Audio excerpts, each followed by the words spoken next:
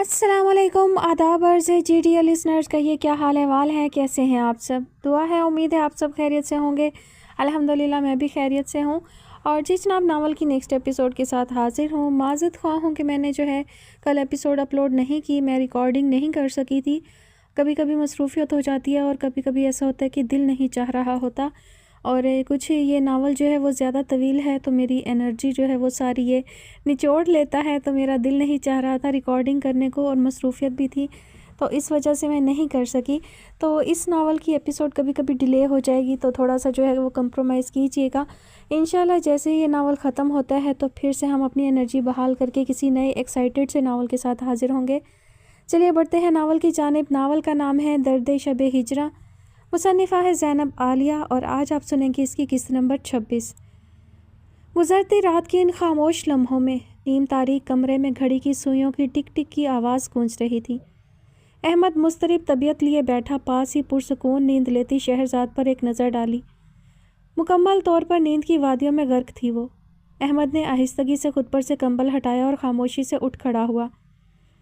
Lawn میں دیواروں کے ساتھ لگے سٹینڈ لیمپ سے کچھ 14ویں کے چاند کی روشنی سے لان روشن تھا۔ ٹھنڈی ہوائیں صحت پر اچھا تاثر چھوڑنے لگی، مگر بے قرار دل تو ابھی بھی بے چین ہی رہا۔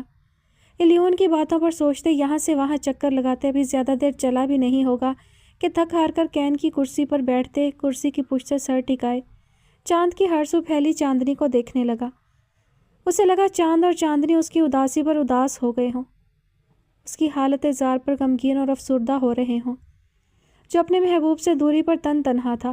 چاند کے پاس تو اس کی چاندنی تھی، چاند کے حصار میں پرمسرت تھی، اور دونوں ایک دوسرے میں بسے کتنے حسین لگ رہے تھے، مگر انہیں شکستہ دل لیے تنہا بیٹھا وہ شخص بالکل بھی اچھا نہ لگا۔ چاند اور چاندنی اس پر اپنی روشنی کیے اسے اپنے ہونے کا احساس دلا رہے تھے کہ ان طویل راتوں میں وہ جب بھی تنہا ہوگا وہ دونوں اس کے ساتھ ہوں گے۔ چاند کی چاندنی میں ڈوبا وہ پرانی یادوں کی مہک کو محسوس کر رہا تھا کہ اس کے عقب سے مانوس آواز ابھری۔ لالا، الیون کی آواز پر وہ سیدھا ہو بیٹھا۔ ابھی تک جاگ رہے ہیں؟ طبیعت تو ٹھیک ہے آپ کی؟ تم بھی تو جاگ رہے ہو، خیریت؟ اس نے الیون کو کریدا، حالانکہ وہ جانتا تھا کہ اسی کی پریشانی الیون کو سونے نہیں دیتی، بچپن کا ساتھی جو تھا۔ بس ویسے ہی نیند نہیں آ رہی۔ نظریں چراتے ہوئے بولا کہ ڈاکٹر فواد کی بات نے دونوں باپ بیٹے کی نیندیں حرام کر رکھی تھیں۔ احمد کی پریشانی میں ہی وہ کب سے اپنے کمرے میں مضطرب سا ٹہل رہا تھا۔ یوں ہی اس عمل سے اکتا کر کھڑکی کے پاس جا کھڑا ہوا، اور رات کے تیسرے پہر احمد کو لان میں چکر لگاتے دیکھ کر پریشان ہوتا نیچے اس کے پاس چلا آیا۔ آفس کا کام کیسا جا رہا ہے؟ ہاں ٹھیک جا رہا ہے کام، سب ورکرز آپ کی کمی کو بہت محسوس کرتے ہیں۔ سوچ رہا ہوں اب حالت پہلے سے بہتر ہے، آفس جانا شروع کر دوں۔ الجھنوں سے فرار کے رستے تلاشنے لگا۔ نہیں لالا، بالکل بھی نہیں، جب تک آپ کا آپریشن نہیں ہو جاتا، آپ مکمل طور پر صحت یاب نہیں ہو جاتے، آپ آفس میں قدم بھی نہیں رکھیں گے۔ ویسے بھی انکل فواد نے ابھی آپ کو زیادہ چلنے پھرنے سے منع کیا ہے، آپ اپنی صحت پر توجہ دیں، تم پر کافی برڈن پڑ گیا ہے، اور ویسے بھی فارغ رہتے ہوئے ہزاروں سوچیں مجھے گھیر لیتی ہیں۔ میرا یقین کرو میں پہلے سے بہتر ہوں۔ پہلی بات تو یہ کہ مجھ پر کوئی برڈن نہیں، دوسری بات آپ کیوں ان کے بارے میں حد سے زیادہ سوچتے ہیں؟ مت سوچیں، سب ٹھیک ہو جائے گا۔ میں انہیں نہیں سوچتا، بلکہ وہ تو شروع سے ہی میری سوچوں کا حصہ رہی ہیں۔ میرے جو حواس قائم ہیں یہ انہیں کی سوچوں کی وجہ سے تو ہیں۔ الیون کرسی کی پشت سے ٹیک لگائے احمد کے چہرے کو دیکھنے لگا، جو اسی کے انداز میں کرسی کی بیک سے سر ٹکائے بیٹھا چاند کو تک رہا تھا۔ تم مجھے ان سے ملوانے کب لے کر جاؤ گے؟ اس کے سامنے اب نئی بات دھر دی گئی۔ الیون کی آنکھوں کے سامنے غزل کا چہرہ گھوما، پرملال آنکھیں اور ہونٹوں پر کفل جو تلخ جملوں پر ہی کھلتا، جس کے ایک ایک لفظ میں صرف نفرت تھی۔ الیون نے تفکر زدہ انداز میں احمد کو دیکھا، پھر کچھ سوچ کر حتمی بات کی، شاید یہی مناسب تھا۔ ہم ان سے ملنے نہیں جائیں گے، پچھلی بار ملے تھے تو یہ سب ہو گیا، اب نہ جانے وہ کیا کریں، اس لیے ابھی آپ کا ان سے ملنا ناممکن ہے۔ یہ پابندی لگا کر وقت سے پہلے ہی مجھے مارنا چاہتے ہو؟ لالا مت مجھ سے مرنے والی باتیں کیا کریں، کیوں مجھے غصہ دلانے لگتے ہیں؟ وہ ناگوار لہجے میں بولا۔ کل چلیں گے، آج کل تو طبیعت بھی کافی ساتھ دے رہی ہے۔ وہ اسی بات پر اڑا جھوٹ بول رہا تھا، حالانکہ اس کی اندرونی کیفیت الیون ابھی دیکھ چکا تھا، جس کے لیے چند قدم چلنا بھی محال تھا۔ کجا اسلام آباد سے لاہور کا سفر کرنا رسک تھا۔ کیوں آپ ضد کر رہے ہیں؟ ضد نہیں کر رہا، بس التجا ہے۔ پلیز لالا، مجھے میری ہی نظروں میں مت گرایا کریں، آپ کے منہ سے نکلا ایک ادنا سا لفظ بھی میرے لیے حکم کا درجہ رکھتا ہے، التجا نہیں۔ اسی لیے میری بات نہیں مان رہے؟ اس کے لہجے میں شکوہ آیا۔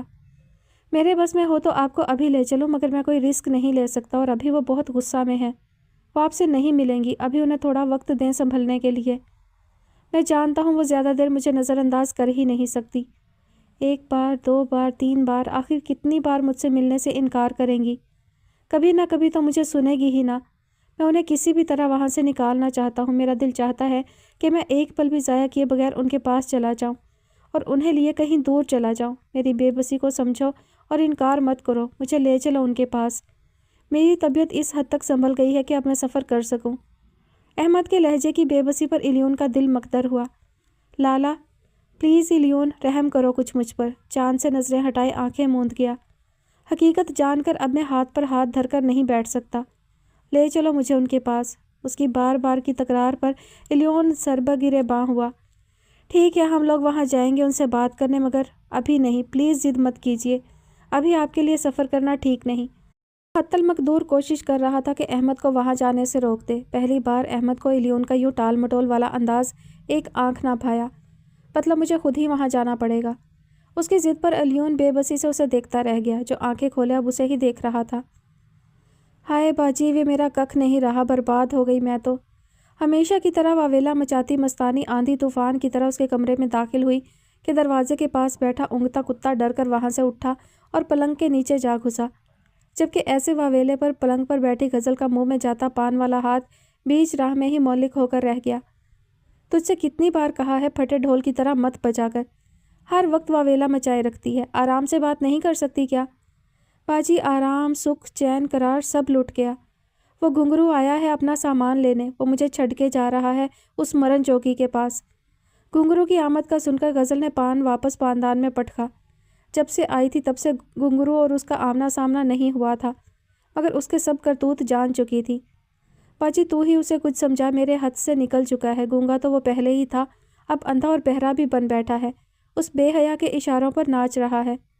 غزل نے ایک اچڑتی سی نظر اس پر ڈالی جو منہ پر کپڑا رکھے رو رہی تھی۔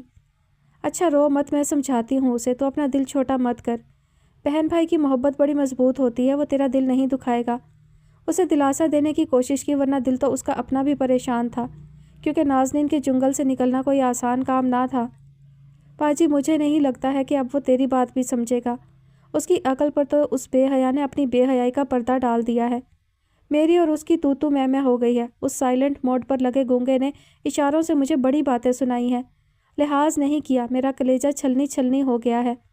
سینہ کو بھی کرنے لگی، مستانی کو یوں دیکھ کر غزل کا دل مکتر ہوا۔ چل میرے ساتھ، دیکھتی ہوں کیسے تجھے چھوڑ کر جاتا ہے۔ اسی وقت گھنگرو کی عقل ٹھکانے لگانے کا سوچتے مستانی کو لیے کمرے سے نکلتے حال میں چلی آئی جہاں گھنگرو موجود تھا۔ بول بے، کیا تماشا لگا رکھا ہے تو نے؟ کہاں غائب تھا اتنے دنوں سے؟ استاد جی بتا رہے تھے تو نے کام سیکھنے سے انکار کر دیا ہے، اور ابھی یہ جو مستانی کہہ رہی ہے کیا وہ سب سچ ہے؟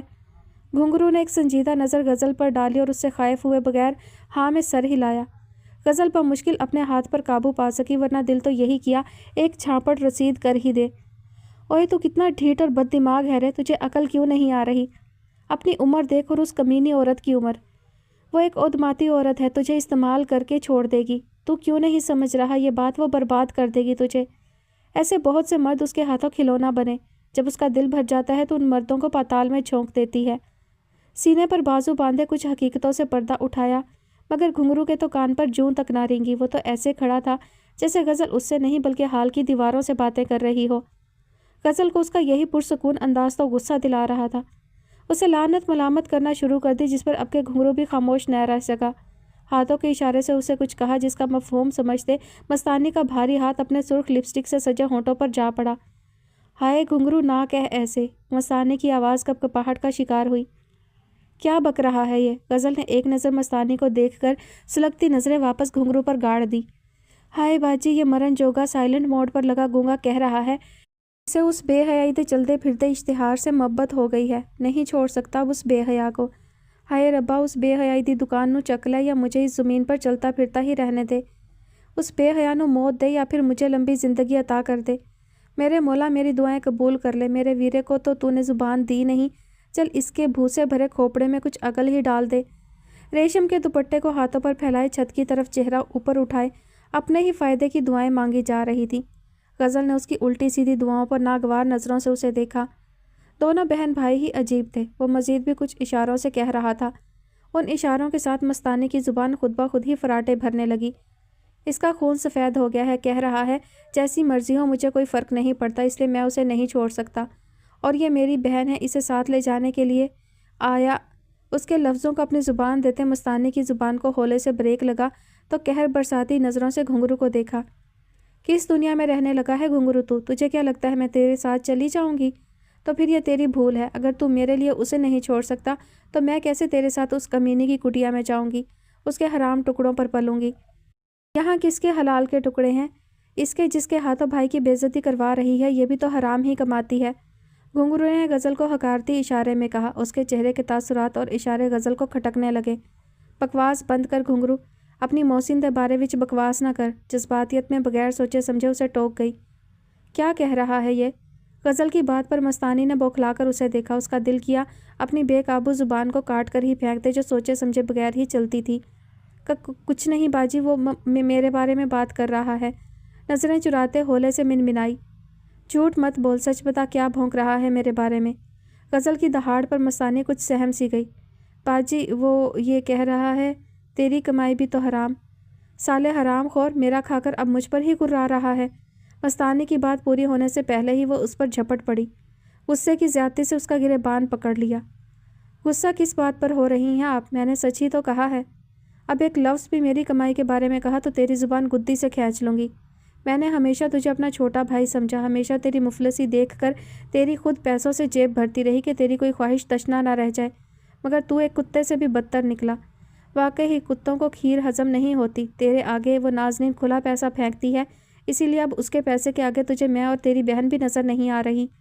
घुंघरू का चेहरा गुस्से की ज़्यादती से लाल हुआ। उसने एक झटके से गज़ल के हाथों से अपना गिरेबान छुड़वाया। अगर नाज़नीन तुम लोगों को बुरी लगती है तो तुम लोग कौन से नेक काम करती हो, कौन सा दूध की धुली हो? ये कोठा है, मदरसा नहीं जहाँ वाइज़ व नसीहत होती है। घुंघरू के इशारे पर मस्तानी खुद ही किसी गुड़िया वाली चाबी की तरह इशारों के साथ बोलते उनका मफ़हूम बताने लगी, जिस पर गज़ल का दिमाग मज़ीद ख़राब होने लगा। कैसे गिरगट की तरह घुंघरू ने रंग बदला था, शक्ल से कितना मासूम था और अकल से पैदल, खुदगर्ज़ और लालची। तेरा कोई कसूर नहीं, मेरा ही नसीब माड़ा है। साला जिसके साथ भी नेकी करने की कोशिश करती हूँ वही नेकी मेरे अपने गले पड़ जाती है। अरे मत मारी गई थी मेरी जब मैंने तुझे भाई के रिश्ते से नवाजा। भूल गई थी कि तवाइफ को ऐसे रिश्ते रास नहीं आते। कमर पर बाजू टिकाए दूसरा हाथ माथे पर रखे अपने अंदर उठते गुबार को कम करने की कोशिश की, जो घुंघरू को देखकर बढ़ता ही जा रहा था। इससे पहले कि मैं फरीद से कहकर तेरी हड्डी पसली एक करवा दूँ, अपना बोरिया बिस्तर समेटो और दफ़ा हो जाए यहाँ से। अब मुझे यहाँ नज़र मत आना। गज़ल का हुक्मनामा मस्तानी के पैरों तले से ज़मीन खींच ले गया। हाय बाजी, यूँ तू बीच में मत बोली। मुट्ठियाँ भींचते मस्तानी पर गुर्राई।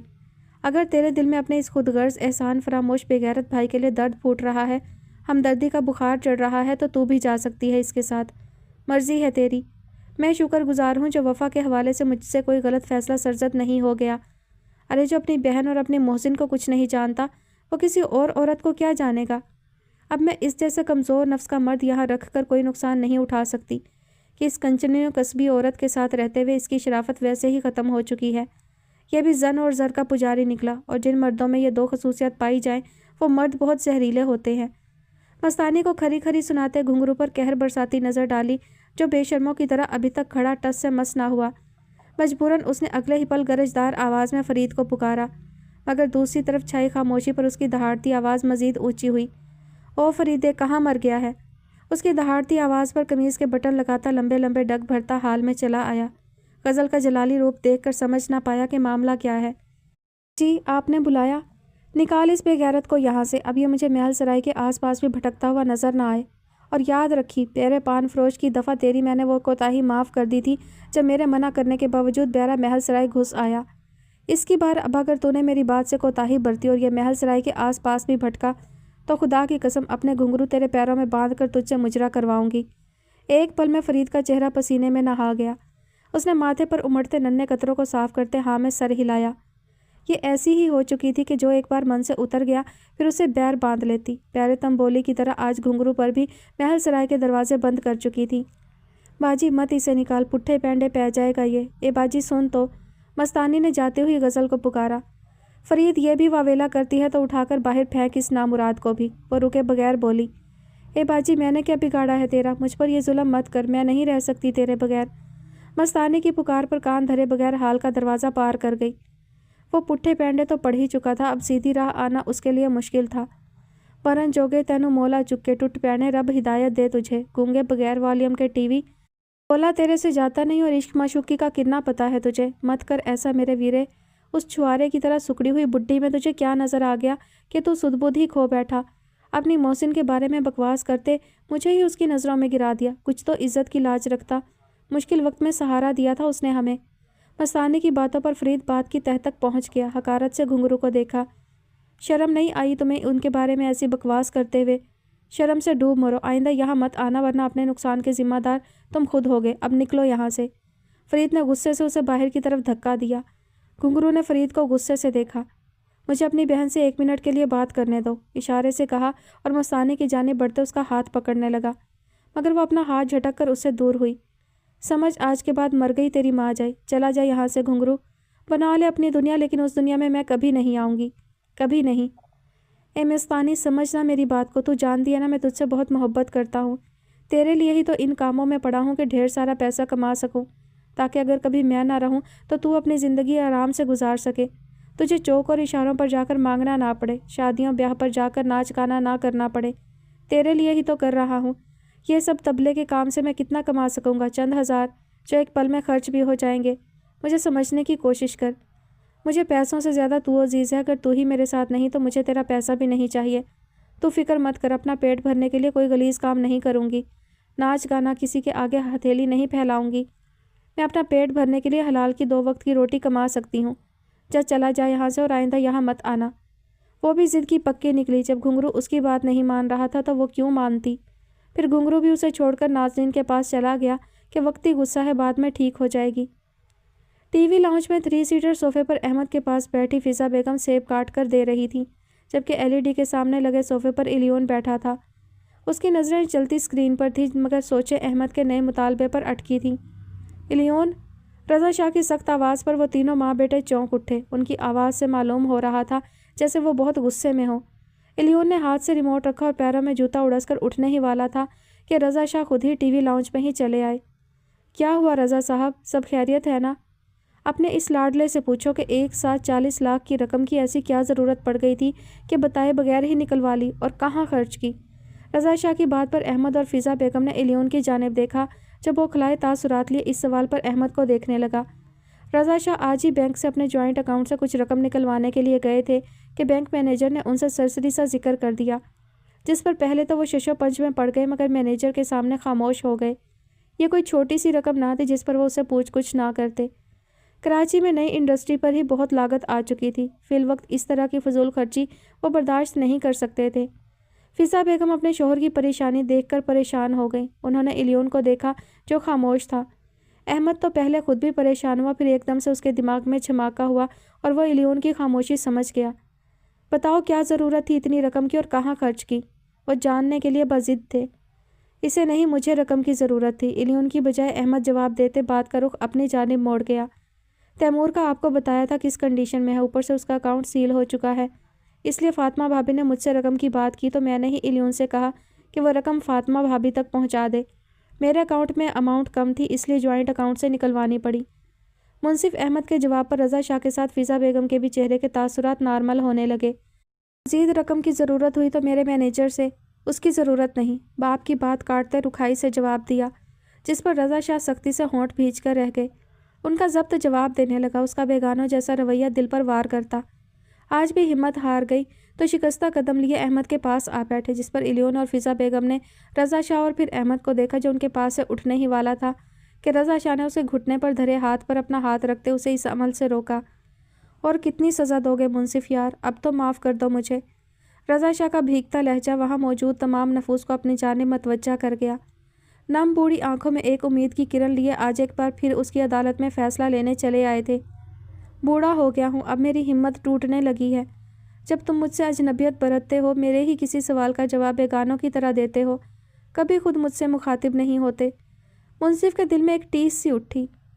کبھی ضرورت نہیں پڑی آپ کو مخاطب کرنے کی، کیونکہ بچپن سے رشتوں کے حوالے سے آپ ہی نے مجھے ایک سیکھ دی ہے، اور وہ یہ ہے کہ چاہے رشتے خون کے ہی کیوں نہ ہوں، جب آپ ان رشتوں کے لیے بوجھ بن جائیں تو خاموشی سے ان رشتوں سے دور ہٹ جائیں۔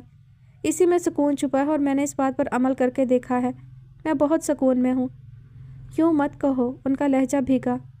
کیوں نہ کہوں، یہ فاصلے آپ ہی کے تو پیدا کردہ ہیں، تو آپ کیوں سمیٹنا چاہتے ہیں انہیں؟ بغیر ان کی جانب دیکھے استفہام کیا گیا، کیونکہ اب میری ہمت جواب دے گئی ہے۔ بیٹے ہو تم میرے، خون ہو تم میرا۔ صوفے کی پشت سے سر ٹکائے آنکھیں موند گئے۔ فضا بیگم نے اپنے شوہر کی بکھری حالت دیکھی، پھر احمد کے سپاٹ چہرے کو دیکھ کر اپنا ہاتھ منصف کے دوسرے ہاتھ پر رکھا۔ ایک طرف اس کے باپ کے ہاتھ نیچے اس کا ہاتھ دبا تھا، تو دوسرا ماں کے ہاتھ کے نیچے۔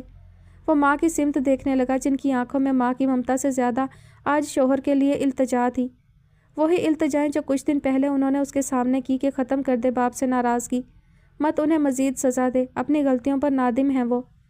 بہت اچھی طرح سے مجھے اپنی کی گئی غلطیوں کا احساس ہو گیا ہے۔ تم سے لاپرواہی برتتا رہا، میں نے جو کچھ بویا بدلے میں مجھے وہی ملا۔ اب جب تم مجھ سے بیگانوں کا سا رویہ رکھتے ہو نا، تو وہی دکھ، وہی تکلیف جو بچپن میں میری وجہ سے تمہیں ملا، اسی درد سے آشنا ہوتا ہوں۔ ہاں، تم میری پہلی اولاد ہو، اور تمہاری جگہ کوئی نہیں لے سکتا، نہ ہی الیون اور نہ ہی حمائل۔ اس نے ایک زخمی نظر باپ پر ڈالی۔ ماہوں سال کی چال ڈھال میں وہ بہت بدل چکے تھے۔ پہلے جہاں منصف احمد کے لیے لاپرواہی ہوا کرتی، وہیں اب پرواہ، فکر اور محبت اور اپنی لاپرواہیوں پر ندامت بھی تھی۔ آپ کے نمناک لہجے پر، ماں کی آنکھوں میں ابھرتے اس احساس پر دل پر جمی بے حسی کی برف پگھلنے لگی۔ کیسے نہ پگھلتی؟ خون کا رشتہ تھا۔ دن رات باپ کو اپنی فکر میں گھلتے دیکھتا، جو اس سے بات کرنے کے بہانے ڈھونڈتے، لیکن تب وہ انہیں وہی تکلیف دیتا جس سے وہ گزر چکا تھا۔ منصف، میں نے تم سے کبھی بھی کچھ نہیں مانگا۔ فضا بیگم کے منہ سے سرگوشیانہ انداز میں آواز نکلی۔ یہ ادھوری بات بھی مکمل مفہوم رکھتی تھی، تو کیسے وہ ان کی بات ٹال دیتا؟ اس کی مسلسل خاموشی پر رضا شاہ نا امید ہوتے اٹھنے لگے کہ احمد ان کا ہاتھ تھامے انہیں ایسا کرنے سے روک چکا تھا۔ بابا جان! کتنے عرصے بعد اس نے رضا شاہ کو بابا جان کہہ کر پکارا تھا۔ رضا شاہ کے دل میں سکون سا اترا، جس کے لیے وہ برسوں سے ترسے تھے۔ میں سزا دینے والا کون ہوتا ہوں؟ میں تو بس احساس دلا رہا تھا کہ اپنی اولاد اپنے پاس اپنے سینے سے لگا کر رکھی جانے والی قیمتی شے ہے۔ اگر انہیں دوسروں کے آسرے چھوڑا جائے تو اولاد ایسے ہی گھٹیا سازشوں کا شکار ہوتی رہتی ہے۔ ان کے حق مارے جاتے ہیں، انہیں زمانے کے سامنے ذلیل کیا جاتا ہے۔ اگر آپ میرے ساتھ ہوتے تو کس کی ہمت ہوتی کہ وہ مجھ پر کیچڑ اچھالتا؟ میری تابع داری، میری فرما برداری سب ایک ہی پل میں خاک کر دی گئی۔ آج وہ سب کہہ دینا چاہتا تھا، اور رضا شاہ بس اسے سن رہے تھے۔ ان کے پاس کہنے کو کچھ بھی تو نہیں تھا۔ وقت ہاتھ سے پھسل چکا تھا، جس کی قدر اب رضا شاہ کو ہوئی۔ آج گھنگرو کے پہلے کام کی شروعات تھی، اور بہت ہی آسانی سے یہ کام فیصل کی مدد سے سر انجام دے گیا۔ اب بس نازنین کے آنے کا ہی انتظار تھا، جو تھوڑی دیر بعد بلو جینز اور ریڈ ٹاپ میں ملبوس میک اپ زدہ چہرہ لیے تہہ خانے میں داخل ہوئی، جہاں 20 سے 25 کی تعداد میں 12 سے 15 سال کی عمر کی بچیاں موجود تھیں، جنہیں دیکھ کر نازنین کے چہرے پر جاندار سی مسکراہٹ پھیل گئی۔ وہ باری باری ان کے چہروں کو چھو کر دیکھنے لگی، جو شاید سبھی ابھی تک نشے کے زیر اثر تھیں۔ ان کی آنکھیں تو کھلی تھیں، مگر ان کے دماغ معاف تھے، اسی لیے کسی بے جان بت کی طرح خاموش کھڑی رہیں۔ لگتا ہے فیصل، اس بار تم نے چن چن کر لڑکیاں اٹھائی ہیں۔ حسن تو دیکھو، ان کا ہاتھ لگائے میلی ہو جائے۔ کیا میدے جیسی رنگت ہے، تو نئے نقوش، آنکھوں کو حیران کرنے والے۔ جواب، تمہارے چناؤ کو داد دیتی ہوں۔ اس تعریف پر فیصل کی باتیں کھل گئی۔ دارالامان کی میڈم کا تعاون نہ ہوتا تو کب اتنا حسین مال ہاتھ لگتا۔ اس بار تو بہت ہی تسلی سے مال اٹھایا، ورنہ تو ہر بار ایک ہڑبڑی ہی مچی ہوتی ہے کہ کہیں کوئی چھاپا نہ پڑ جائے۔ اور ویسے بھی میڈم، یہ لڑکیاں گھنگرو کا انتخاب ہیں۔ واہ، ہیرے کی پہچان جوہری ہی کر سکتا ہے۔ داد دیتی ہوں تمہارے انتخاب کو۔ کمال کی نظر پائی ہے تم نے۔ فخریہ انداز میں گھنگرو کو سراہتے اس پر ایک گہری نظر ڈالی گئی۔ میرا کوئی کمال نہیں، بس تمہارے بتائے گئے اصول پر ہی عمل کیا ہے کہ مال ڈیفیکٹڈ نہ ہو۔ اس نے مخصوص اشاروں سے جواب دیا۔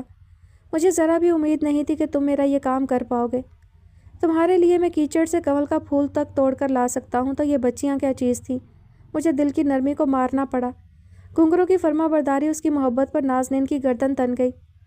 میڈم، وہ میڈم شمیم کا پیغام تھا کہ… ہاں سمجھ گئی، مل جائے گا اس کو بھی انعام۔ پہلے تم ذرا ان کے لیے کھانے پینے کا بندوبست کرو، اور رخسار کو بھیجو انہیں لے جائے۔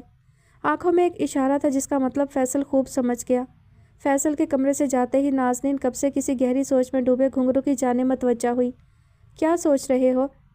تمہیں ان بچیوں کا کتنا پیسہ ملے گا؟ مخصوص انداز میں پوچھا گیا۔ کیوں، تم بھی نوٹ چھاپنے والی مشین بننا چاہتے ہو؟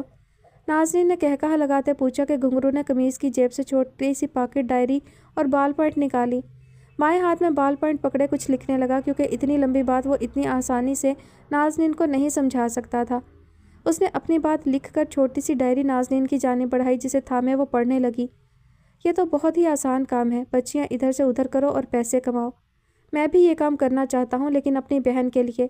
مجھے اپنی بہن کے مستقبل کو سنوارنا ہے، تاکہ اگر میں نہ رہوں تو اسے در بدر بھٹکنا نہ پڑے۔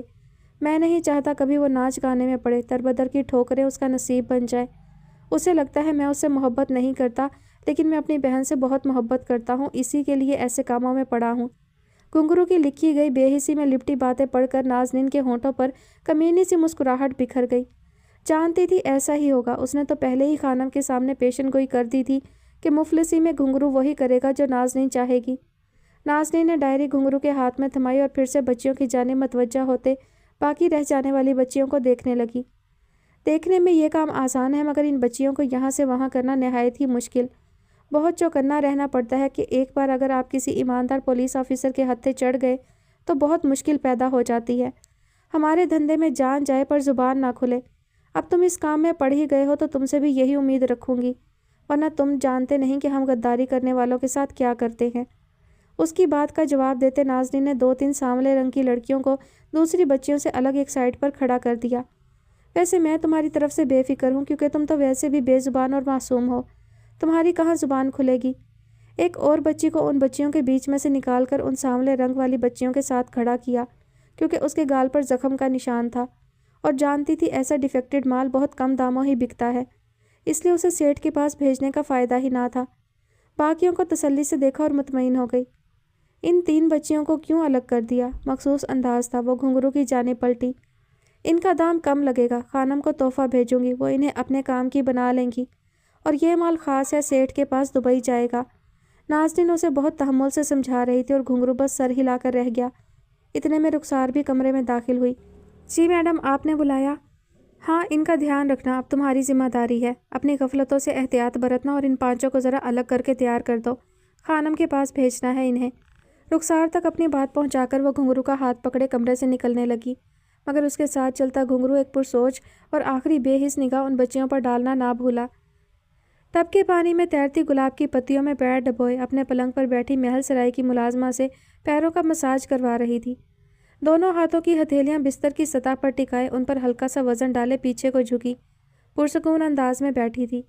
سامنے ہی سنگھار میز کے ساتھ پڑی کرسی پر بیٹھی مستانی انگور کی بھری پلیٹ سے انگور کھاتی چٹکلے چھوڑ رہی تھی کہ چہرے پر ماسک لگائے بیٹھی مہرو کی ہنسی ضبط کرنا مشکل ہو جاتا۔ غزل نے تنبیہ کی ہنس سے مت، مگر مستانی اپنے چٹکلوں سے اسے جان بوجھ کر ہنسانے کی کوشش کر رہی تھی۔ پھر غزل کی ڈانٹ پر ہی خاموش ہوئی تو اب خاموشی سے ٹکر ٹکر غزل کو دیکھتی تو کبھی مہرو کو، جو آج غزل کی ڈانٹ پھٹکار پر اپنے مرجھائے چہرے پر کچھ لگائے ہوئے تھی۔ مستانی کیا ٹکر ٹکر دیکھ رہی ہے؟ تجھے بھی فیشل چاہیے تو کروا لے۔ نہ باجی، جو قدرتی طور پر حسین ہو ان کو ان مصنوعی سہاروں کی ضرورت نہیں ہوتی، مجھے میرا اپنا قدرتی حسن ہی کافی ہے، اور یہ چہرے کی چونا سفیدی کر کے مجھے مہرو کی طرح بل بتوڑی نہیں بننا۔ ناک چڑھائے غزل کو اپنی جانب دیکھنے پر مجبور کر گئی۔ اچھا، تو تیرا مطلب ہے ہم بدصورت ہیں جو ان مصنوعی سہاروں کا سہارا لے رہی ہیں؟ ارے نہیں باجی، میرا مطلب ہے کہ تم لوگ تو سب سے زیادہ خوبصورت ہو، پر مجھ سے زیادہ نہیں۔ میں پہلے ہی بتا دوں کہ میرے قاتلانہ حسن سے مقابلہ کرنے کی ضرورت نہیں ہے تم لوگوں کو۔ آنکھیں مٹکاتے، ناک بھوں چڑھاتے وہ اترائی۔ اس کی معصومیت اور خوش فہمیوں پر غزل مسکرا دی، جبکہ قاتلانہ حسن پر مہرو کا کہکہا بے ساختہ تھا، جس پر مستانی کی گھنی بھویں سکڑ کر ایک ساتھ جڑی۔ نہ تو ایسے کہہ کے لگا رہی ہے جیسے میں موہنجو داڑو کی کھدائی سے نکلی ہوئی کوئی مخلوق ہوں۔ معاف کرنا مستانی، مجھے تم موہنجو داڑو کی کھدائی سے نکلی ہوئی مخلوق کم اور فرعون کے زمانے کی مخلوق زیادہ لگتی ہو، اور یہ جو تم ہر وقت خود کو قاتل حسینہ کہتی رہتی ہو نا، تو یہ بات جان لو کہ تم قاتل حسینہ کم اور ڈراؤنی حسینہ زیادہ لگتی ہو۔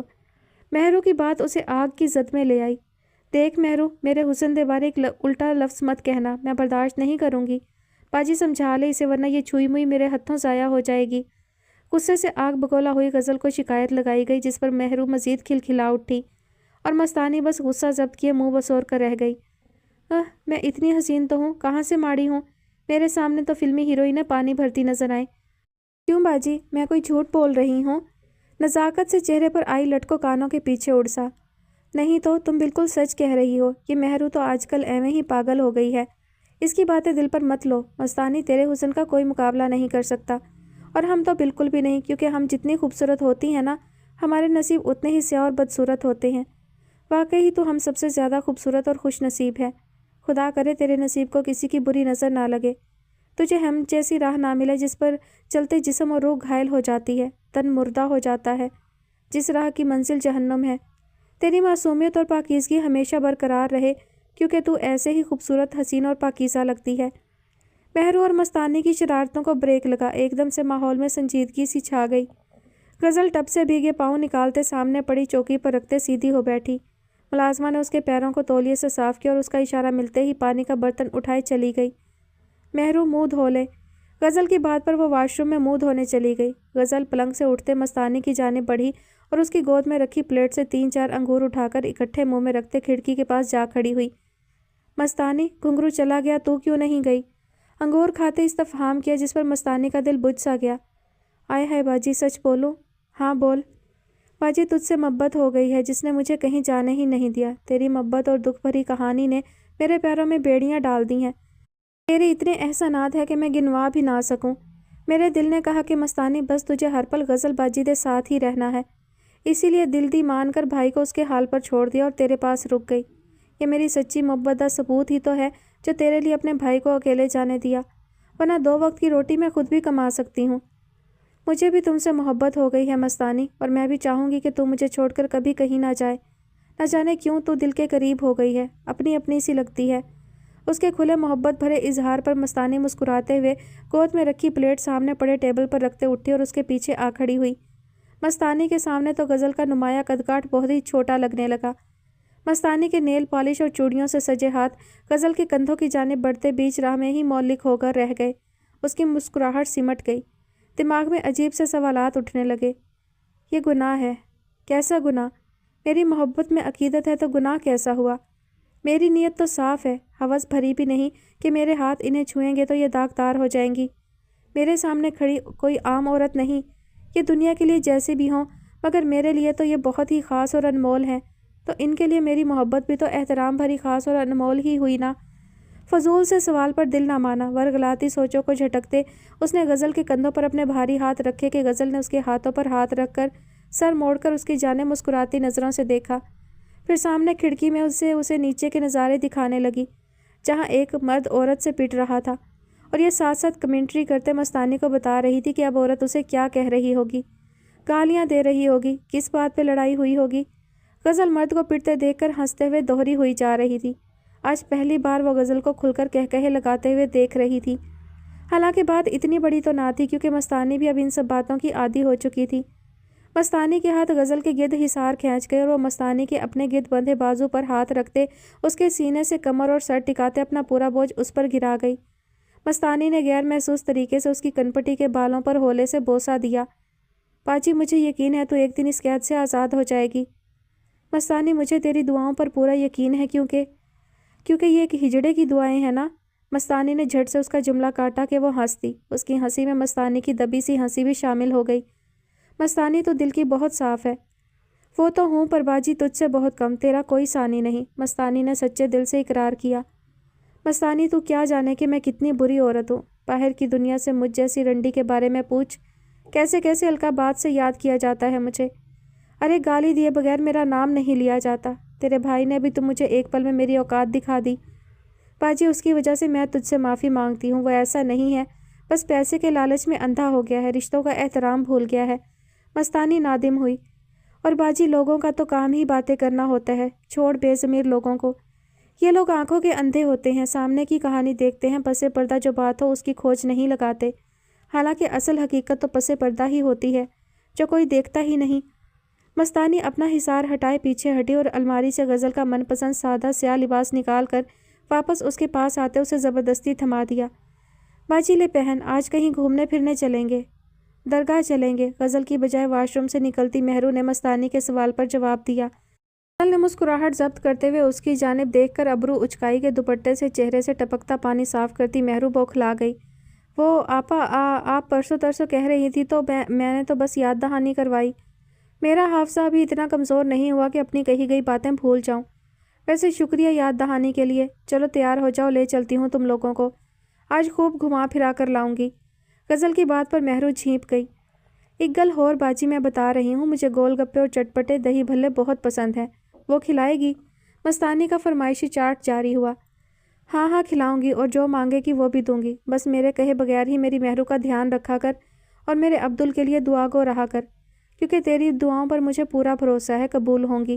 اس کے علاوہ مجھے تجھ سے کوئی لالچ نہیں۔ اپنی صاف کو طبیعت سے مجبور دل کی بات کہتے واش روم میں کپڑے بدلنے چلی گئی۔ اتنے میں مہرو نے اپنی اور اس کی سیاہ بڑی چادر نکال لی کہ صرف درگاہ جاتے ہوئے غزل احتراماً ضرور سیاہ چادر اوڑھتی۔ وہ کپڑے بدل کر باہر نکلی اور سنگھار میز کے سامنے کھڑی ہو کر جلدی سے تیار ہونے لگی کہ ریشمہ دروازہ کھٹکھٹا کر کمرے میں داخل ہوئی۔ آپا خانم نے بلوایا ہے۔ کیوں؟ خانم نے کیوں بلوایا ہے؟ دائیں آنکھ میں کجل کی سلائی پھیرتے پوچھا۔ وہ کوئی منصف احمد آیا ہے آپ کا پوچھ رہا ہے، کہہ رہا ہے آپ کو جانتا ہے، آپ سے ملنا چاہتا ہے۔ پل بھر میں ہاتھ لرزا، جس پر کجل کی سلائی آنکھ میں چبھی کے ایک جھٹکے سے سلائی آنکھ سے واپس کھینچی۔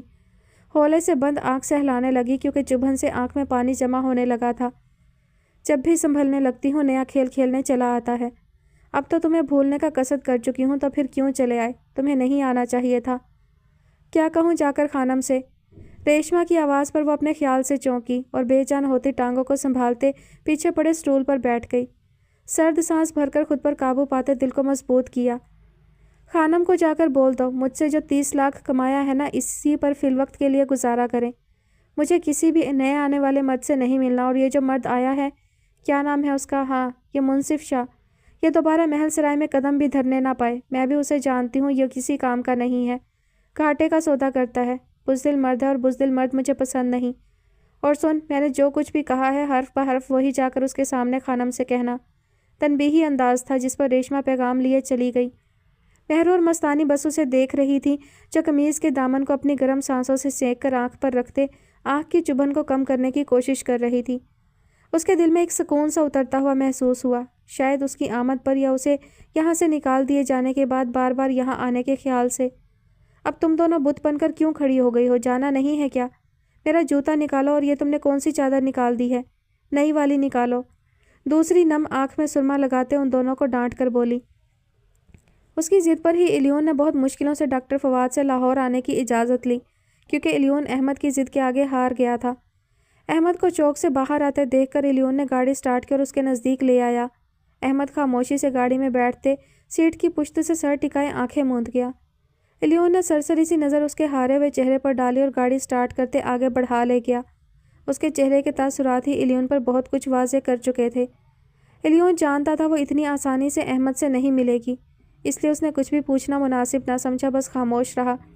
احمد اپنی اذیت کو چھپانے کے لیے نم آنکھیں لیے باہر بھاگتے دوڑتے نظاروں کو دیکھنے لگا۔ اس کی آنکھوں کی بڑھتی نمی میں اب باہر چلتے مناظر دھندلانے لگے۔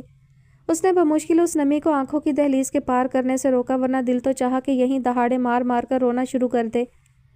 عارف کی کھوجتی نگاہیں بار بار احمد کی جانب ہی اٹھ جاتی، جو ضرورت سے زیادہ ہی مضطرب دکھائی دے رہا تھا۔ یہاں ہوتے ہوئے بھی یہاں نہیں تھا۔ لالا، ویسے آپ کی طبیعت ابھی ٹھیک نہیں تھی تو اتنا لمبا سفر کرنے کی کیا ضرورت تھی؟ وہی سوال جو حمائل بھی کر چکی تھی۔ اس سوال پر احمد سنبھلا۔ ہاں، اب پہلے سے بہتر ہوں، کچھ ضروری ٹیسٹ کروانے تھے، اسی لیے لاہور آنا پڑا، اور پھر حمائل سے بھی دل اداس تھا تو سوچا اسی بہانے اپنی گڑیا سے بھی مل آؤں گا۔ محبت بھری نظروں سے حمائل کو دیکھا جو لاڈ میں اس کے کندھے پر سر رکھ گئی۔ لالا، آپ مجھ سے کہتے میں کچھ دنوں کے لیے حمائل کو شاہ ہاؤس چھوڑ آتا، گرم چائے کا گھونٹ بھرتے ہوئے بولا۔ نہیں، بیٹیاں اپنے گھروں میں آباد رہیں تو ہی بھائیوں کو سکون ملتا ہے۔ میں اداس ہوا تو ملنے آ گیا نا، اب جب میری بیٹی اداس ہوگی تو خود ہی آ جائے گی، اسے بھیجنے کی ضرورت نہیں۔ ویسے میں دیکھ رہا ہوں کہ اپنے گھر میں بہت خوش ہے، اب کافی سیانی لگ رہی ہے۔ احمد نے حمائل کا گال تھپکتے اپنی محبت کا اظہار کیا۔ لالا، میں بچپن سے ہی سیانی ہوں، ایسے ہی سب مجھے کم عقل کہتے ہیں۔ منہ بسورتے گلا کیا کہ اب تو عارف کو بھی مزید اسے تنگ کرنے کا ایک اور بہانہ مل جاتا۔ ویسے لالا، الیون کی اچھی خاصی کلاس لینی چاہیے تھی آپ کو، جو یوں بغیر بتائے غائب ہو گیا تھا۔ عارف اب الیون کو نظروں کی زد میں رکھے ہوئے تھا جو کب سے خاموش سا بیٹھا تھا۔ ہاں، الیون نے مجھے بتایا تھا کہ حمائل کو چھوڑ کر وہ آفس کے کام کے سلسلے میں دبئی چلا جائے گا، مگر میرے دماغ سے نکل گیا، اسی لیے ماں جان اور بابا پریشان ہو گئے۔ احمد کے جواب پر عارف پتہ نہیں مطمئن ہوا تھا یا نہیں، مگر اس نے بات کو سرسری سا لیتے مزید کوئی کرید بھی نہ کی۔ اسی وقت آرام کا کہتے ہوئے احمد وہاں سے اٹھ گیا کہ اسے تنہائی چاہیے تھی۔ پھر یوں ہی جب تک وہ یہاں رہے، عارف کے ڈیوٹی پر جاتے ہی الیون احمد کو لیے وہیں چلا آتا۔ خود تو وہ چوک میں ہی کھڑا رہتا جبکہ احمد محل سرائے چلا جاتا، مگر اس کی ساری کوشش اکارت ہی جاتی۔ وہ کب اس سے ملتی، بس اس کو اذیت میں مبتلا کرنے کے لیے ہر بار ملنے سے انکار کر دیتی یا نئے طریقوں سے اسے اذیت دیتی۔ اس کی نظروں کے سامنے سے ہی کسی مرد کی باہوں میں باہیں ڈالے اجنبی بنی اس کے پاس سے گزر جاتی اور وہ بس دیکھتا رہ جاتا۔ یہ الگ بات تھی کہ محل سرائے کی سیڑھیاں اترتے ہی غزل وہی پیسے اس مرد کے منہ پر مارے اسے بھگا دیتی اور خود مستانی کی مدد سے عقبی دروازے سے محل سرائے آتے اپنے کمرے میں چلی آتی۔ آج بھی وہ آیا تھا اور وہ اس کو اذیت دینے کا نیا طریقہ ڈھونڈ چکی تھی۔ انتظار کے طویل لمحوں سے گزرتے الیون کی کال بھی آ گئی۔ موسم خراب ہونے کی اطلاع پر وہ محل سرائے سے نکلنے لگا کہ مستانی نے جاتے ہوئے احمد کو روکا اور ایک بند کاغذ اس کی جانب بڑھا دیا۔ یہ رکا غزل باجی نے تساں لئی دتا ہے۔ مستانی ترہم بھری نظروں سے احمد کے مرجھائے چہرے کو دیکھنے لگی۔ اسے دیکھتے ہی مستانی کے دماغ میں بس یہی ایک سوچ آئی کہ کاش غزل عقبی دروازے کی جالی سے انہیں نہ دیکھ رہی ہوتی تو یہ کاغذ کا بے جان ٹکڑا کبھی بھی سامنے کھڑے مرد کو نہ دیتی۔ احمد نے سرسری سی نظر مستانی پر ڈالی اور اس کے ہاتھ سے کاغذ کا ٹکڑا لیے بڑی بے تابی سے کھولا۔ دل نادان خوش فہمیوں میں مبتلا ہوا تو گویا اسے اس پر رحم آ ہی گیا ہے۔ شاید سزا میں ترمیم کا کوئی نیا طریقہ لکھا ہو، اس کے لیے حیات کا کوئی نسخہ لکھ بھیجا ہو۔ اب تم آئے ہو میری جان تماشا کرنے، اب تو دریا میں تلا تم نہ سکوں ہے، یوں ہے ناصحا تجھ کو خبر کیا کہ محبت کیا ہے، روز آ جاتا ہے سمجھاتا ہے، یوں ہے یوں ہے۔ دیکھ لو وقت نے کیسا پلٹا کھایا ہے۔ ماضی میں ایک بار تمہارے خاندان نے مجھے گاؤں کی گلیوں میں ذلیل کیا اور آج میں کمزاد ان کے سید خاندان کے خون کو بازار حسن کی گلیوں میں ذلیل کر رہی ہوں۔ تو بتاؤ ضلالت کے کیچڑ میں گر کر کیسا لگ رہا ہے؟ گھن آ رہی ہوگی نا خود سے؟ کوئی بات نہیں، آہستہ آہستہ عادی ہو جاؤ گے۔ ابھی تو یہ شروعات ہے، ابھی تو مجھ تک آنے کے لیے تمہیں بہت پاپڑ بیلنے پڑیں گے۔ تمہیں پتہ ہے اب تم روز آتے ہو تو میرے دل کو ایک انجانا سا سکون ملتا ہے، اور سچ پوچھو تو تمہاری حالت دیکھ کر مجھے مزہ بھی بہت آ رہا ہے، اتنا کہ میں لفظوں میں بیان نہیں کر سکتی۔ خیر چھوڑو اس بات کو، ایک پل کو ماضی کو بھول بھلا کر مدعے پر آتی ہوں۔ آج بھی میرے دل نے مجھ سے بغاوت کر دی۔ تمہارے معاملے میں ہمیشہ ہی ایسی رہی ہوں، مجھے اپنی ہی کہی گئی باتوں میں رد و بدل کرنا پڑتا ہے۔ کیا کروں، پرانی واقفیت ہے نا مالک اور نوکر کی، شاید اسی لیے۔ آج یوں ہی بیٹھے بٹھائے مجھے ایک خیال سا آیا کہ تمہیں ایک اور موقع دے کر آزما لیتی ہوں۔ ہاں دیکھ لو، ایک سخیاری طوائف کی سخاوت، پھر سے موقع دے رہی ہوں۔ چلو تمام رنجشوں کو بھلاتے ہم دوستی کر لیتے ہیں۔ اب میں تم سے صرف ایک قدم کی دوری پر کھڑی ہوں، اب تم سے دور نہیں بھاگوں گی، اسی لیے اپنا ہاتھ بڑھا کر تھام لو میرا ہاتھ۔ تحریر کی آخری لائن پڑھتے احمد کو لگا جیسے ہجر کا موسم وصال میں بدلنے والا ہو، لیکن جب نظریں مسرت کے مارے اگلے لفظوں پر پھسلی تو آنکھوں میں مرچیں سی لگنے لگیں۔ لیکن اس سے پہلے ایک کام کرنا پڑے گا، اور وہ یہ کہ تمہیں مجھ تک آنے کے لیے مجھ جیسا ہی بننا پڑے گا۔ تو بتاؤ، بن پاؤ گے مجھ جیسا؟ لگاؤ میرے لیے اپنی نیک نامی اور شرافت کو داؤ پر، ایسے ہی تم مجھ تک آ سکتے ہو، ورنہ نہیں۔ اب بھی فیصلہ تم پر چھوڑ رہی ہوں، سوچ لو کیا کرنا ہے، کیونکہ یہی ایک رستہ ہے مجھ تک آنے کے لیے۔ اگر ایسا کر دیا تو خدا قسم آنکھیں بند کیے تمہاری محبت پر ایمان لے آؤں گی، بھول جاؤں گی سب کچھ، ایک پل میں تمہاری بے سکونی کو قرار میں بدل دوں گی۔ غیر ارادی طور پر ہونٹ کا اندرونی حصہ دانتوں سے کچل دیا کہ اسے اپنے منہ میں خون کا ذائقہ گھلتا ہوا محسوس ہوا۔ کیسی کڑی سزا منتخب کی گئی تھی اس کے لیے۔ اداس آنکھیں نم ہوئیں تو چہرے پر کرب کی لہریں اٹھنے لگیں۔ اس کی محبت کیسے امتحان لینا چاہتی تھی، ملنے کی کیسی شرط باندھی تھی، کیا داؤ پیچ چل رہی تھی، کیسا کھیل کھیلنا چاہتی تھی۔ محبت میں یہ سودے بازیاں کب سے سیکھ گئی؟ تمہارے ساتھ کی منتظر غزل بائی۔ اس کے چہرے کے بدلتے تاثرات دیکھ کر مستانی کا دل مکتر ہوا۔ صاحب جی مینوں تساں دی طبیعت کچھ ٹھیک نہیں لگ رہی۔ مستانی کی کھوجتی نظروں پر اس نے ایک طویل سانس لیا اور اپنے احساسات پر قابو پانے کی کوشش کرنے لگی۔ اس کو یوں چپ چاپ دیکھ کر مستانی پلٹنے لگی، مگر اس کی پکار نے اسے روک لیا۔ بات سنیں جی، کیا آپ میرا ایک پیغام ان تک پہنچا دیں گی؟ لہجہ پھر نمناک ہوا۔ ہاں تسا کہو تے صحیح، حرف پر حرف سب جا کر کہہ دوں گی۔ ان سے کہیے گا منصف شاہ خود بھی نہیں جانتا کہ کب اس کی روح کا تعلق ان کی روح سے استوار ہو گیا۔ ساتھ سے جڑے رشتے کچی ڈور کی طرح بہت ہی نازک ہوتے ہیں، ٹوٹ جاتے ہیں، لیکن روح سے جڑے رشتے کبھی نہیں ٹوٹتے۔ मेरा उनसे रूह का रिश्ता है जो कभी नहीं टूट सकता। मुझे अपनी मोहब्बत को साबित करने के लिए कुछ करने की ज़रूरत नहीं। मैं उन तक आने के लिए उनके बताए गए किसी ऐसे रास्ते पर चलकर उन तक नहीं आऊँगा जो मेरी तत्हीर मोहब्बत को नफ्स की स्याही बख्शे। वो जिस हाल में रह रही हैं उस हाल में भी मैं उनके साथ का मतमनी हूँ। वो मुझसे बेशक ना मिले, लेकिन मैं अपनी आखिरी सांस तक यहाँ आता रहूँगा जब तक वो अपनी मर्ज़ी से बगैर कोई शर्त रखे मुझसे मिल नहीं लेती। इंतज़ार करूँगा उस दिन का जब मेरी मोहब्बत उन्हें मुझ तक लाएगी और मेरी मोहब्बत की पाकीज़गी उन्हें अपनी चादर में छुपाए उन्हें पहले जैसी तत्हीर बना देगी। चाहे मेरे मरने के बाद ही सही, लेकिन मुझे उम्मीद है वो मुझ तक ज़रूर आएंगी। आखिरी बात पर मस्तानी को लगा जैसे उसका दिल किसी शिकंजे में जकड़ा गया हो। उसने नम आंखों से अहमद को देखा जो टूटे दिल की किरचियाँ समेटे खामोशी से आज भी नाउम्मीद लौट रहा था। कैसी बेबसी थी जिसका हिसाब लगाना कुछ मुश्किल था। मस्तानी ने अपनी आंखों की नमी पोंछी और पलटी, मगर गज़ल का सतरंगी आंचल सीढ़ियों की जानिब लहराया। अब यकीनन आग लगाकर छत पर उसका धुआं उड़ता हुआ देखने गई थी। एक पल को तो मस्तानी को गज़ल की हठधर्मी पर इंतहा का गुस्सा आया। जी में आया उसकी बंद अकल पर पड़े पर्दे हटा दे, मगर जब गज़ल की पिछली ज़िंदगी पर एक नज़र दौड़ाती तो उसका रद्दअमल उसे चुप साधने पर मजबूर कर देता। किस पर्दे पर गज़ल को कुछ कहती। वो भी खामोशी से छत पर चली आई जहाँ आसमान स्याह बादलों की जद में आ चुका था।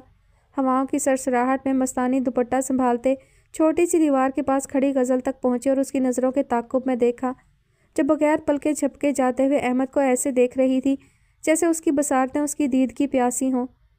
बाजी, उसे यूं हर बार छुप छुप कर देखने से बेहतर नहीं कि एक बारी तू उससे मिल ले। जब तेरा दिल उससे मिलने के लिए मचलता है तो फिर तू मिल क्यों नहीं लेती। हर बार उसे बुलवा तो लेती है मगर मिलती नहीं। मस्तानी ने उसे देखा जो अजीब मोहब्बत और नफ़रत की कशमकश में फंसी थी, और शायद मस्तानी उसे उसी कशमकश से ही निकालने आई थी। बाजी, या फिर तू डरती है कि कहीं तू उसकी मोहब्बत के आगे हार ना जाए। मस्तानी, मोहब्बत में क्या हार और क्या जीत, ये जंग थोड़ी ना होती है जिसमें हारने का डर हो। भला मोहब्बत में हारना भी कोई हारना होता है। मैं उससे हारने से कभी नहीं डरी। कमज़ोर सी दिल में छुपा अपनी मोहब्बत का इकरार। बाजी, अगर हारने से नहीं डरती तो फिर थोड़ा दिल भी बढ़ाकर उसकी भी सुन ले कि वो क्या कहता है। न जाने वो क्या दिल में छुपाए बैठा है। उसे एक मौका देकर तो देख, कुछ उसे कहने का मौका दे, कुछ तो अपनी भड़ास निकाल।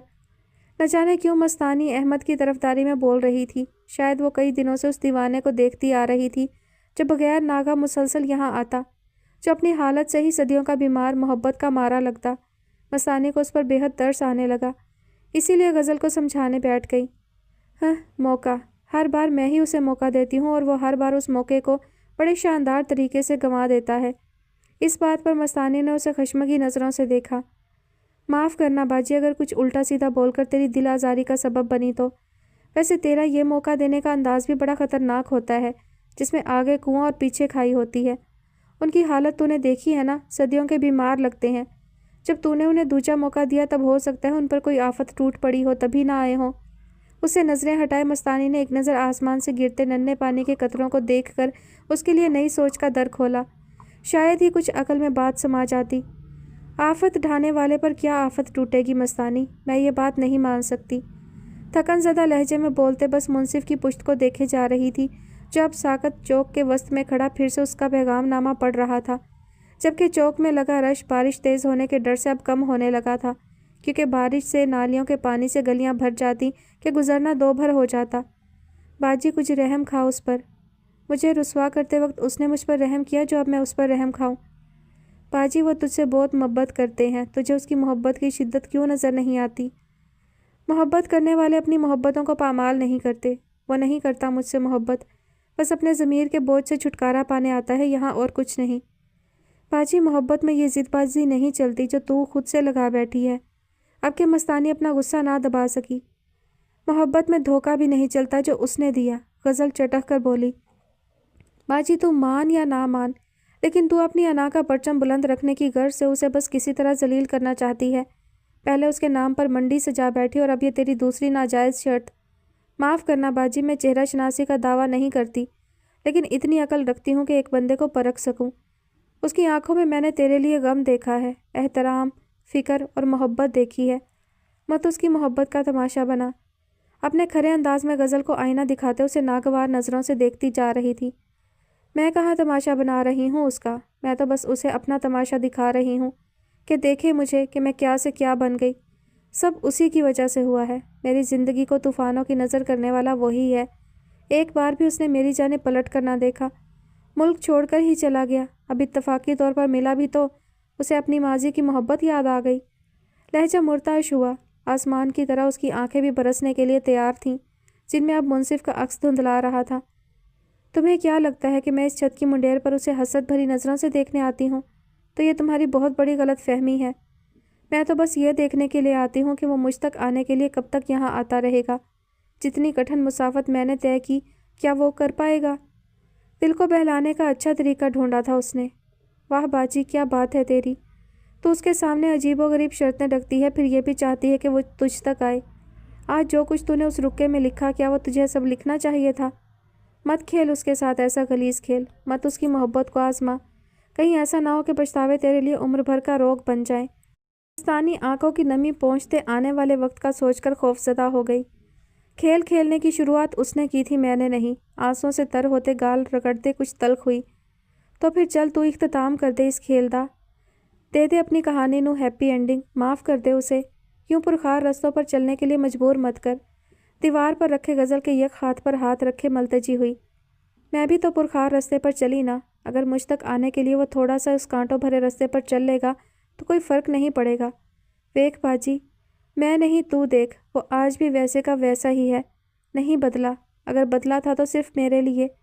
मस्तानी की बात काटते उसकी तवज्जो हवा में उड़ते उन कागज़ के टुकड़ों की जानिब मबजूल करवाई जो बारिश के कतरों से भीगते अब ज़मीन पर गिरने लगे थे। गज़ल की साकत पलकों ने जुम्बिश की, तनी हुई गर्दन एकदम से झुकी। हाँ, उसे मुंसिफ अहमद का यह अमल बुरा नहीं लगा था। हालांकि उसे बुरा लगना चाहिए कि अब भी उसने उसकी बात को रद्द किया था।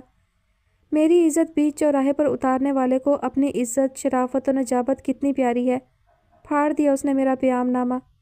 कमबख्त मुझसे बिछड़ कर भी मुझ में ही रहता है, आज भी मुझसे छीन कर ले गया। लहजा मुर्ताश हुआ, होठों पर तंजिया मुस्कुराहट बिखरी। अचानक बारिश ज़ोर पकड़ते उन्हें भिगो चुकी थी। उसने एक आखिरी नज़र मुंसिफ अहमद पर डाली और चौबारे से हटने का इरादा करने ही वाली थी कि उसी पल वो भी पलटा और उसकी वीरान आंखों ने उसे मकनातीसी ताकत की तरह खुद से बांध लिया। उसे देखते ही मुंसिफ को अपने मुर्दा होते दिल में जान पड़ती हुई महसूस हुई। दिल ने चाहा ये कीमती लम्हा जो अब उसे मुयस्सर आया है, ताकि क़यामत बस यहीं थम जाए। असी लख नमाज़ां नीतियां, असी सजदे कीते लख, असी पक्खों विछड़े डार दे, असी अपने आप तो वख, असी रातां कटियां जाग के लग बारियां नाल खलो, साडे साह विच सबर दी चाशनी, साडी रग्गां दे विच खशबो, असी खाली खोखे ज़ात दे, सानू चुंझां मारन का, असी मौसम कच्चे इश्क दे, साडी धुप बने ना छां, असी मुजरिम इश्क दे जुर्म दे, असी सुफने लै उड़ीक, साते रोज़ लगन अदालतां, सानू पै जे रोज़ तरीक, असी जमदे नाल दे काबरे, असी किस्मत नाल खफा, असी भोले वांग कबूतरां, असी पागल वांग हवा।